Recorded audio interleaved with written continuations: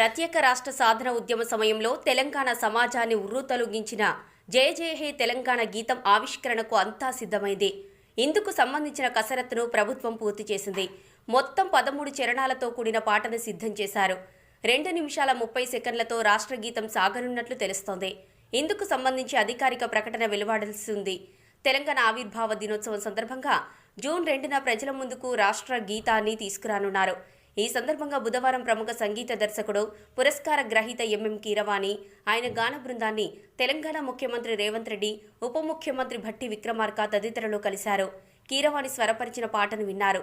తెలంగాణ ఆత్మకు ప్రతిరూపంగా, అస్తిత్వానికి ప్రతీకగా, ఆత్మ గౌరవాన్ని ప్రపంచం నలుమూలలా ఎలుగెత్తేలా, సాంస్కృతిక ఘనతను ప్రతిబింబించేలా అందశ్రీ రాసిన ఈ గీతం సుమారు 6 నిమిషాల నిడివి ఉంది. దాని ఔన్నత్యం ఏమాత్రం దెబ్బతినకుండా ప్రతి ఒక్కరూ సులువుగా ఆలపించేలా కీరవాణి, ఆయన బృందం పాటను అందుబాటులోకి తెచ్చినట్లు తెలుస్తోంది. సీఎంతో పాటు గీత రచయిత అందశ్రీ, ప్రొఫెసర్ కోదండరాం తదితరులు ఉన్నారు.